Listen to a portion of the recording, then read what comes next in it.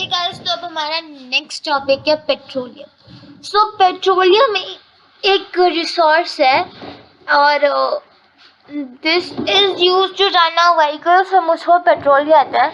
Petrol is form from two words, one is petra, petra means rock and oleum means oil, and the oil petra means rock and oleum means soil, and this is named because it is formed between the rocks of the earth. Okay, and क्या आपको पता है कि oil petroleum कैसे form होता है? Petroleum is just as petroleum का process same है just as the oil, just as the coal. Coal में क्या होता है? कोल में होता ये है कि वो है कि वो अर्थ के वो लैंड के नीचे होता है, और जो पेट्रोलियम होता है वो वाटर के नीचे होता है। जैसे कि यहाँ पे देखो, ये हमारे मेरी ड्राइंग बहुत ही बेकार है, I am sorry for my drawing, please excuse me for my drawing. जैसे कि ये फिशेस है, ये फिशेस मर के नीचे चली गई। अभी क्या हुआ, सैंड ने और क्ले ने से कवर कर दिया। अब जब यहाँ डिगिंग होगी ना, देन हमें पता चलेगा कि यहाँ पे हमारा पेट्रोलियम है। और guys let me tell you one thing कि हर केस में जब भी कोई फॉसिल फ्यूल एयर के कांटेक्ट में नहीं पड़ेगी ना, तभी वो कोल और पेट्रोलियम में कन्वर्ट हो पाएगी। Okay, and so let read further and this is okay. ये 5.4 है, ठीक है। ये वाटर है पूरा, ठीक है। यहाँ पे कोई ऑर्गेनिज्म मरा, ये सब होता रहा, ठीक है। मैंने अभी बताया, this is all written over here, okay. And let's read further.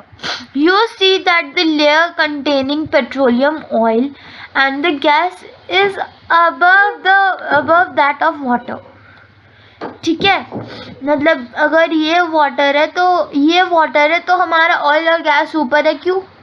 Because oil is lighter than the water, और गैस तो भाई बहुत ही पतली होती है, वो तो ऊपर ही होगी ऑफ कोर्स, है ना। और गाइस हर प्रोसेस में, कोल के भी और पेट्रोलियम के भी प्रोसेस में हुआ ये था कि हमारा जो भी डिकेइंग सब्सटेंस था उसका एयर के साथ कॉन्ट्रैक्ट कर चुका था, ठीक है। एंड दिस इज इंफॉर्मेशन, और ये टेस्ट में आती है, सो हम इसे भी पढ़ेंगे। The world's first oil well was drilled in Pennsylvania in USA in 1859. 8 years later in 1867 oil was struck at the Megham in Assam in India. The oil is found in Assam, Gujarat, Mumbai high in the river basins of the Godavari and Krishna. तो गोदावरी और कृष्णा दो reverse है जिनमें petroleum found होता है। So refining of petroleum. Petroleum is a dark oily liquid. It has a very unpleasant odor. It is a mixture of various constituents such as petroleum, gas, petrol, diesel, lubricating oil, paraffin, wax, etc. The process of separating the various constituents or fractions of petroleum is known as refining. It is carried in petroleum refinery. So ये वो सारी चीज़ें हैं, मतलब जो petrol से निकलती हैं। The various constituents, ये figure 5.1. Many useful substances are obtained from petroleum and natural gas. This is termed as petrochemicals. These are used in the manufactures of detergents, fibers like polyester, nylon, acrylic, etc., polythene and other man-made plastics. Hydrogen gas obtained from natural gas is used in the production of fertilizers, urea. Due to its commercial importance, petroleum is also named as black gold. तो यहाँ पे हमने क्या पढ़ा कि हमें जो सारे यूज़फुल, हमें जो भी सब्सटेंस पेट्रोल और नेचुरल गैस से मिलते हैं उन्हें हम क्या कहते हैं, पेट्रोकेमिकल्स कहते हैं। And these are use in the manufactures of detergents, कपड़े धोने वाला, पाउडर, फाइबर्स, जैसे कि ये सारे आर्टिफिशियल है, polyester, nylon, acrylic, polythene, plastic की अदर मैनमेड प्लास्टिक्स, ठीक है। तो इनका बहुत कमर्शियल होता है। Natural gas is very important fossil fuel because it is easy to transform through pipes. Natural gas is stored under a high pressure as compressed into natural gas CNG. CNG is used for power generation. It is nowadays used as a transport vehicles because it is less polluting. It is cleaner fuel. The great advantage of CNG is that it can be used directly for burning in the homes, factories, where it can be supplied through pipes, such as a network in pipelines exist in Vadodara, Gujarat, some parts of Delhi and other places. Natural gas is also used as a starting material for the manufacture of a number of chemicals and fertilizers. India has a vast reserves of natural gas. In our country, natural gas has been found in Tirupuram, Maharashtra and Krishna Godavari delta, ठीक है। अभी हमने इसमें क्या पढ़ा कि natural gas भी बहुत इंपॉर्टेंट होती है, जो कि पेट्रोलियम के साथ ही पाई जाती है। इसे अंडर हाई कंप्रेशर, इसे हाई कंप्रेशर के बहुत अंदर रखा गया है, जिसके अंदर रखा जाता है, जिसकी वजह से हमें नेचुरल गैस सीएनजी मिलती है। सीएनजी पावर जनरेशन के लिए भी यूज़ होती है और आजकल ये फ्यूल के रूप में भी यूज़ हो रही है, जिसकी वजह से लेस पोल्यूशन हो रहा है। And it is a cleaner fuel, ठीक है। The great advantage of CNG that it can be use in factories and homes way it can be supplied through pipes directly. तो क्या होता है कि CNG का सबसे बड़ा ये फ़ायदा है कि ये पाइप्स के थ्रू ही डायरेक्टली सप्लाई हो सकता है, ठीक है। एंड इसका सबसे and its network pipe of pipelines exist in Vadodara, Gujarat and some parts of Delhi, other places. तो यहाँ पे मैं 2 जगह बताई है, गुजरात एंड दिल्ली, जहाँ पे इनका नेटवर्क मतलब CNG का पूरा नेटवर्क एग्जिस्ट करता है।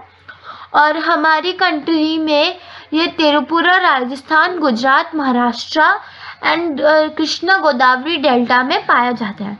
हमने अभी यहाँ पे एक चीज़ आपने नोटिस की, पेट्रोल हमें कहाँ मिलता है, कृष्णा गोदावरी बेसिन में मिलता है, ठीक है, उनके बैंक्स के लिए मिलता है। और यहाँ पे हमें नेचुरल गैस कहाँ पे मिलती है, कृष्णा गोदावरी डेल्टा में मिलती है। Isn't that amazing. और ये हमें याद रखने के लिए एक अच्छी ट्रिक है कि जहाँ हमें कृष्णा गोदावरी डेल्टा में हमें नेचुरल गैस मिलता है, बैंक्स के नियर पे पेट्रोल, और बैंक्स में पेट्रोल मिलता है, ठीक है। You have been studying in the beginning of the chapter that some natural resources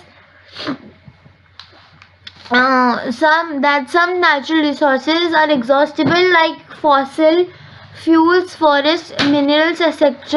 You know that coal and petroleum are fossil fuels. It required the dead organisms millions of years to get converted into these fuels. On the other hand, the known reserves of these will last for only a few hundred years. Moreover, burning of these fuels is the major cause of the air pollution. Their use is also linked to the global warming. It is therefore necessary that we use these fuels only when absolutely necessary. This will result in the better environment, smaller risk of global warming, and their availability for a long period of time. In India, the Petroleum Conservation Research Association PCRA advises that people how to save people or diesel while driving. Their tips are drive at a constant speed and moderate as far as possible. मतलब हमें एक constant speed पे drive करना चाहिए. Excuse me. Switch off the engine at the traffic lights or at a place where you have to wait.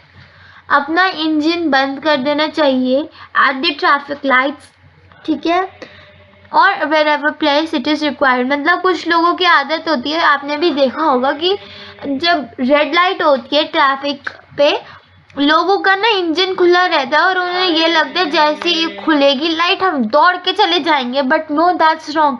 वहाँ पे आपका petrol waste हो रहा है. एंड हमने अभी पढ़ा that petrol takes lots and lots of years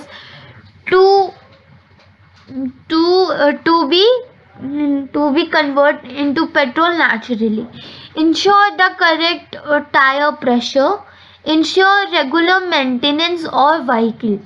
अभी अगर आपके टायर में ना हवा नहीं होगी ना तो क्या होगा, आपकी व्हीकल को ज़्यादा प्रेशर चाहिए और वो प्रेशर कहाँ से आएगा, पेट्रोल से. तो देयर ऑल्सो पेट्रोल वेस्ट हो रहा है हमारी बेवकूफ़ी की वजह से.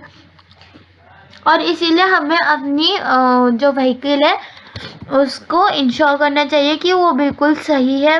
और फिर इसके बाद आप देख सकते हो क्वेश्चन आंसर्स है और वो हम नेक्स्ट पार्ट में डिस्कस करेंगे. सो यहाँ पे कुछ क्वेश्चंस हैं.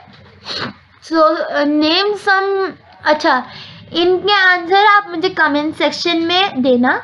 एंड नेक्स्ट वीडियो में हम एक शाउट आउट करेंगे एंड लेट्स सी वो शाउट आउट किसे मिलेगा. और नेक्स्ट वीडियो एक दिन में या फिर आज भी मैं पोस्ट कर सकती हूँ. So make sure. Which name some inexhaustible substances rather other than sunlight and air. तो यहाँ पे आप अदर नेम करो जो कि exhaustible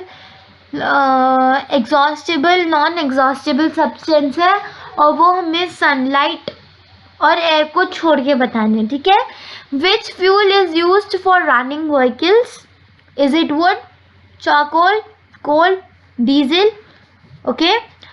Which of the following is a natural resource? Tea, cooked food, toffee, or air. Inexhaustible natural resources in nature are limited, scarce, unlimited, not present. Which of the following is an exhaustible natural resource? Is it air, soil, water or forest? तो यहाँ पे अभी हम पढ़ेंगे सारे उसका वो कि क्या हो रहा है, ठीक है. सो रिसोर्स सबसे पहले आते हैं रिसोर्स. सो रिसोर्स क्या होता है? Resource is the source or a supply from which we can benefit in some way, ठीक है. फिर उसके दो टाइप्स होते हैं, एक होता है नेचुरल रिसोर्स, एक होता है man made resource. What is natural resource? A natural resource is a source that something we can obtain from nature such as wind, soil, water and air. What is man-made? Man-made resource is something that is made by humans for their consumption. They are not available naturally. जैसे bicycles are they naturally कि कोई plant bicycles उगाता है? No, it's a human made. Okay? फिर इनमें भी दो होते हैं. एक होते हैं natural resources में आते हैं inexhaustible and exhaustible. So what is exhaustible? The resources that occur naturally but are limited in the nature are called exhaustible natural resources. These resources can get exhausted by human activities and might disappear altogether or take hundreds of years or thousands of years to replenish. For example, forest, wildlife, coal, petroleum, natural gas, etc. Inexhaustible या unlimited होता है, आप चाहे नहीं कितना भी use करो, like sunlight and air and all these things. Okay, so next है, देखो, this is for petroleum. थोड़ा लाइट चाहिए. Okay, this is for petroleum. Guys, this is for petrol. This is for coal. ठीक है, कोल कैसे होता है, ऐसे एक पिट था, एक स्वार्म था, क्या हुआ टाइम के साथ वो नीचे जाता रहा, टाइम के साथ गया तो क्या हुआ कि वहाँ पे एयर और प्रेशर और हीट ज़्यादा पड़ा, जिसके वजह से उसका एयर के साथ कॉन्टैक्ट कट हो गया। अब वो नीचे कैसे गया, फ्लड मतलब जितने भी अर्थ की क्लैमिटीज होती है उन वजह से वो नीचे गया, and those it form a coal. और बाकी ये हाँ ये भी ऐसी है, स्वैम्स को 300 ऐसे हुआ, फिर वो मरते गए, फिर वो नीचे फिर यहाँ पे वो नीचे गए, फिर वो कवर होते गए, कवर होते गए, कवर होते गए। और ये तो भाई कोल का है। यहाँ पे क्या हुआ, वाटर में जाते गए, वो नीचे जाते रहे, जाते रहे, क्यों गए वो, कोई ये मर गए। ठीक है, फिर ये नीचे गए, ये नीचे सतह पे सेटल हो गए, दे गॉट सेटल्ड। फिर क्या हुआ, sand and clay covered them and gradually उनका एयर के साथ कनेक्शन कट गया, जिस वजह से वो कन्वर्ट हो गए पेट्रोल में। So this is a very important thing guys. ठीक है, अभी इसमें हम ये देखेंगे कि जब हम पेट्रोल को बर्न करते हैं तो सबसे पहले टेम्परेचर में तो गैस निकलती है, that is only in 20 degree Celsius में हमारी पेट्रोल से गैस प्योरीफाई हो जाती है। फिर 150 सेल्सियस पे गैसोलीन दैट इज़ पेट्रोल, फिर नाफ्टा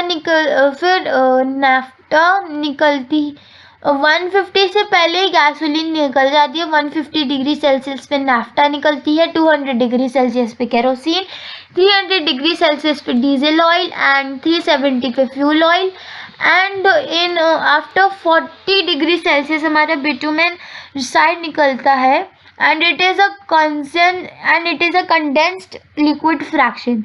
ठीक है, तो आप देख ही सकते हैं, स्मॉल साइड मॉलिक्यूल सबसे ये है, फिर short carbon chain, long boiling points, low viscosity मतलब इजीली फोर्स, और kerosene highly flammability ignites and burns easily. फिर उसके बाद ये है long chained molecules, long carbon, फिर ऐसे करके आप देख सकते हैं कि क्या क्या है। ठीक है, और ये सब आप पढ़ लीजिएगा, ये सब है हमने पढ़ ही चुका है। Oil is vaporised before it enters into fractionating column, और यहाँ पे ये क्रूड ऑयल है। क्रूड आपको पता है ये क्रूड क्या होता है, ओके अगर आपको पता है कि क्रूड ऑयल होता क्या है, देन मुझे पता है what is crude oil, but for seeing that आपने कितना समझा इस चैप्टर को, please do let me know in the comment section, and thank you. So let's meet in the third session. So bye for now.